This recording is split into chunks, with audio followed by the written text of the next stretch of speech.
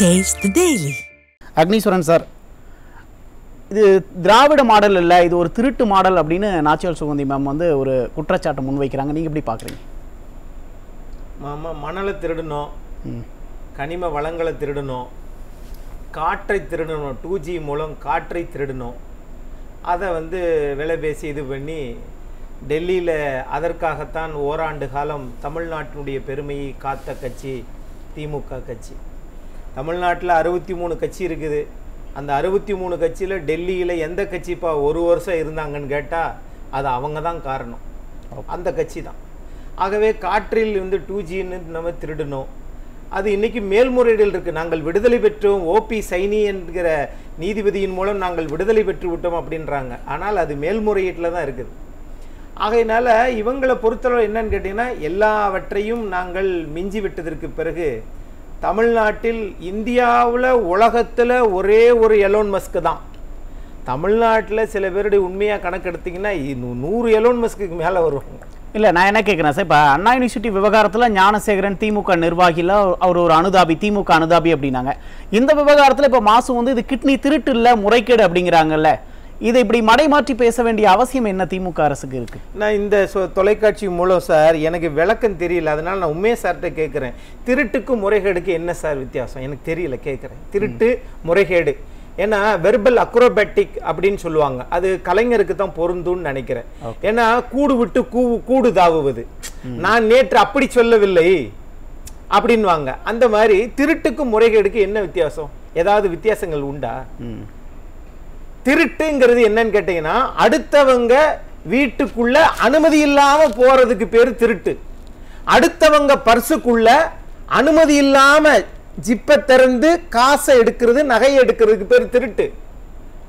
ஆனால் இன்னொருத்தவங்க நிறுவனத்துக்குள்ள போய் உட்கார்ந்து இருக்கிற போது சொல்லாம அவங்க கிட்னியை திருடுனா அதுக்கு பேரு முறைகேடு.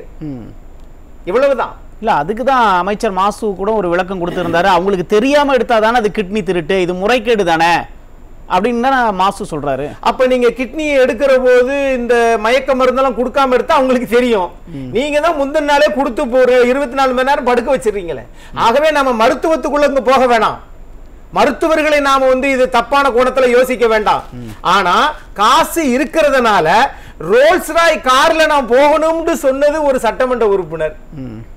எப்ப திமுகவுக்கு கொடுத்து சீட்டு வாங்கினதை நீ ரோல்ஸ் ராய் கார் வாங்கி மனசனூர்ல சுத்தி சுத்தி வரலாமே. ஆகவே உங்களுடைய எண்ணம் எப்படி இருக்கு பாருங்களேன்.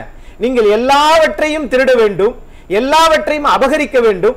அரசாங்க சொத்துக்களை உலக வங்கியிலிருந்து நிறைய வாங்குறோம், மக்கள்கிட்ட வரியை ஏத்துறோம். நான் கேட்கிறேன் சார், இப்ப சென்னை மதுரை உயர்நீதிமன்ற கிளை சொல்லியிருக்காங்கல்ல, அதை வந்து நீங்க விசாரிச்சு வழக்கு தொடுக்கணும்னு சொல்லி தொடுப்பாங்கன்றீங்க? தொடுக்க மாட்டாங்க, பாதுகாப்பாங்க. சென்னை உயர்நீதிமன்ற கிளை சொல்லிச்சு கள்ளக்குறிச்சிக்கு போங்கன்னு முதலமைச்சரை போய் சொல்லிச்சு, போனார்? இது வரைக்கும் போகல. ஆனால் பெருந்தலைவர் காமராஜர் தான் கடைசி முதலமைச்சர். கண்டெம்ட் அந்த வழக்குல 10:30 மணிக்கெல்லாம் கோர்ட்ல போய் உட்கார்ந்தாருங்க. புரியுது சார். இப்போ திமுக அரசு ஆட்சிக்கு வந்ததுலேருந்து நீதிமன்றத்துக்கிட்ட வந்து தொடர்ந்து குட்டு வாங்கிட்டு இருக்கு. இப்போ இந்த கிட்னி திருட்டு விவகாரத்தில் கூட நீதிமன்றம் வந்து அதிருப்தி தெரிவிச்சிருக்கு. இந்த கிட்னி திருட்டு விவகாரத்தில் அரசோட செயல்பாடு திருப்தி அளிக்கிற மாதிரி இல்லை அப்படின்னு சொல்லுது. இல்லை, இது அரசோட நிர்வாக திறமையின்மையை காட்டுதா, இல்லை வேணும்னே அவங்க அமைதியா இருக்காங்க அப்படிங்கிறத காட்டுதா? ரெண்டுமே தான். நிர்வாக திறமையும் இல்லை, நாங்க வேணும்னுக்கே அமைதியா தான் இருப்போம். என்னன்னா தமிழ்நாட்டில் இப்போ நீங்க மதுரை உயர்நீதிமன்ற கிளை கேட்டிருக்குது. அவங்க என்ன பண்ணுவாங்கன்னா ஒரு தனிநபர் குழு ஒன்று போடுவாங்க. அப்படி போட்டாலே அது கதம் ஊற்றி பாலை ஊற்றி முடிச்சிட்டாங்கன்னு அர்த்தம். ஓகே. அப்போது அங்கே என்ன ஆச்சுன்னா, நீங்கள் தமிழ்நாட்டினுடைய பொருளாதாரத்தை நாங்கள் சீர்தூக்கி நிறுத்த போகிறோம்னு சொல்லி ஒரு நல்ல பன்னாட்டு அறிஞர்கள், பொருளாதார அறிஞர்களை வச்சு டாஃப்லோ, சாந்த்ரே, நீங்கள் ரகுராமராஜன் அவங்களெல்லாம் வச்சு நீங்கள் ஒரு கமிட்டி போட்டாங்க. அது என்னாச்சு? ஒரு நாள் கூட அவங்க உட்காந்து பேசி தமிழ்நாட்டுக்கு என்ன ஏதுன்னு கேட்டதே கிடையாது. அதே மாதிரி நீங்க மழை நீர்லாம் வந்து வீட்டுக்குள்ளெல்லாம் புகுந்துச்சுல, ஊருக்கு தண்ணியெல்லாம் நின்றுச்சுல, அப்படி இருக்கும்போது திருப்புகழ் கமிட்டி இது பண்ணாங்க. அதை மக்கள்கிட்ட கேட்கவே இல்லை, மக்கள்கிட்ட காட்டவே இல்லை. அந்த திருப்புகழ் குழு என்ன சொல்லிச்சுன்னு சொல்லி இன்ன வரைக்கும் காட்டலைங்க. அதே மாதிரி தான் நீங்க இந்த பரந்தூர் விமான நிலையத்துக்கு வந்து மச்சேந்திரநாதன் குழு போட்டீங்க.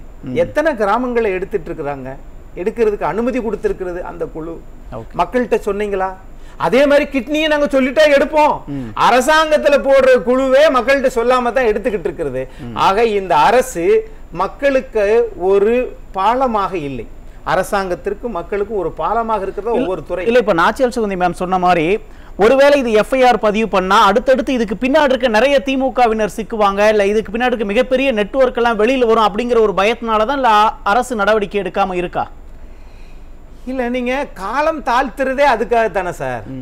நீங்க தூய்மை பணியாளர்களை 3 கோரிக்கை வச்சாங்க. என்னென்ன? தனியாருக்கு கொடுக்க கூடாது, சம்பளம் உயர்வு, எங்களுக்கு சம்பளத்தை உயர்வு பண்ணி கொடுக்கணும், எங்கள் மீது நீங்க திரும்ப திரும்ப பிரச்சனைகளை பண்ணிக்கிட்டு 24,000 வாங்கினதை நீங்க 16,000 குறைக்கிறீங்கன்னு சொல்லி சொன்னாங்க. ஆனா இவங்க என்ன பண்ணாங்க? பணி நிரந்தரம் வேணும்னு கேட்டாங்க. இந்த 3 கோரிக்கையும் அரசு இன்ன வரைக்கும் ஏத்துக்கிறச்சா? ஏத்துக்கிறல. மாறாக சென்னை உயர்நீதிமன்றத்துக்கு போய் இல்ல நம்ம சப்ஜெக்டுக்குள்ள வந்துருவோம். இல்ல இப்ப இந்த கிட்னி விவகாரத்துல கூட இப்ப திமுக அரசு காலம் தாழ்த்துறது எதுக்காக நினைக்கிறீங்க? காலம் தாழ்த்துறதா?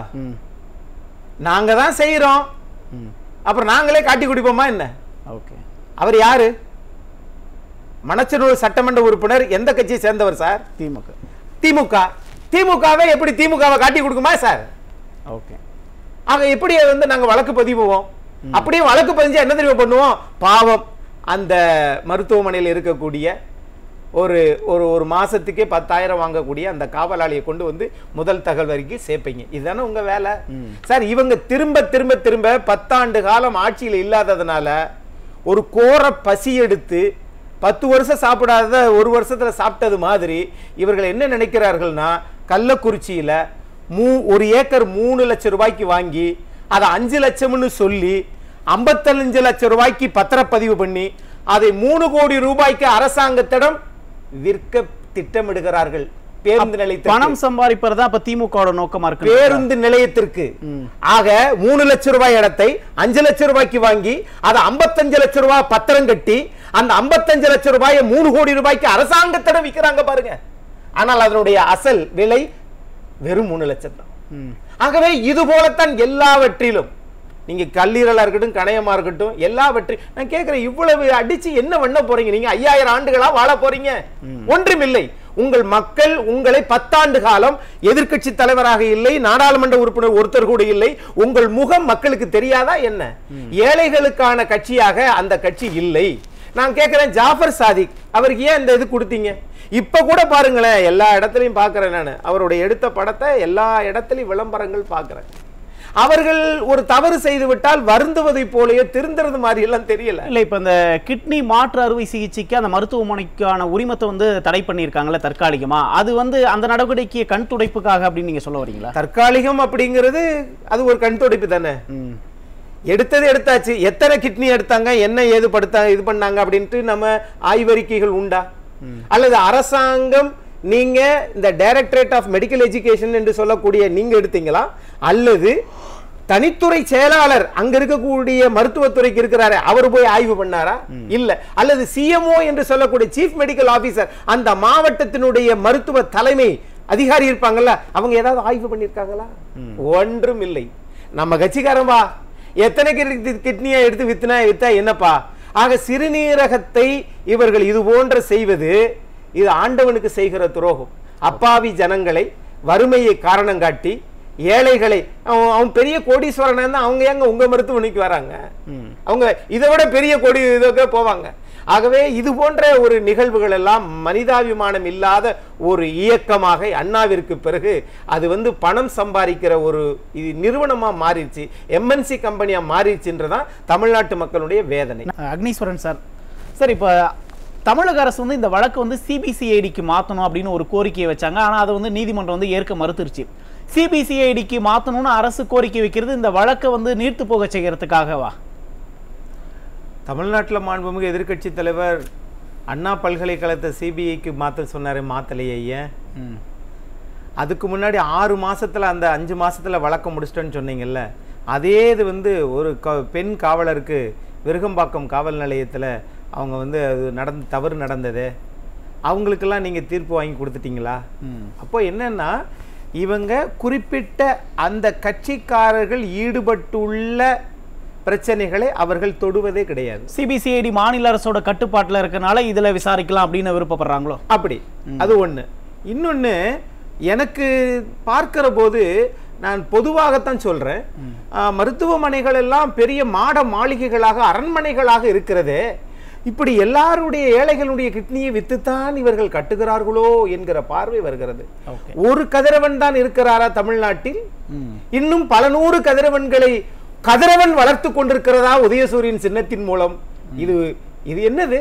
ஆப்பிரிக்கா நாடுகளில் உணவுக்கு வழியின்றி வாழ்பவர்களுக்கும் இங்க திமுக செல்வ செழிப்பாக வாழ்வதற்கும் வித்தியாசங்கள் உண்டு. அதைத்தான் இங்க நடத்திட்டு இருக்கீங்க. ஆகவே இந்த ஆட்சியின் மீது எல்லா இடத்திலையும் அரசு ஊழியர்களா இருக்கட்டும், மாணவர்களா இருக்கட்டும், எல்லாமே இருக்கட்டும், யாரும் இந்த அரசின் மீது நல்பெயரோடு இல்லை, நல்ல அதிருப்தியில தான் இருக்காங்க. அதிருப்தியில தான் இருக்கிறாங்க. அதுக்கு இந்த மணச்சநல்லூர் கதிரவன் போல இவர் மட்டும் தானா, இன்னும் பல பேர் இருக்கிறார்களா என்பதே எனக்குள் சந்தேகம் வந்து கொண்டே இருக்கிறது. அதை இப்படி எல்லாம் இல்லப்பா அப்படின்னு சொன்னா சிபிஐ கொடுத்துருங்க அந்த வழக்க. அல்லது 2 மாசம் ஆச்சே அந்த சட்டமன்ற உறுப்பினரை அப்ப நீ ராஜினாமா பண்ணிட்டு சொல்லலாம்ல. இல்லை இல்லை, அவர் கிட்னி திருடுவதே இந்த மாட மாளிகைகளுக்காகத்தான்.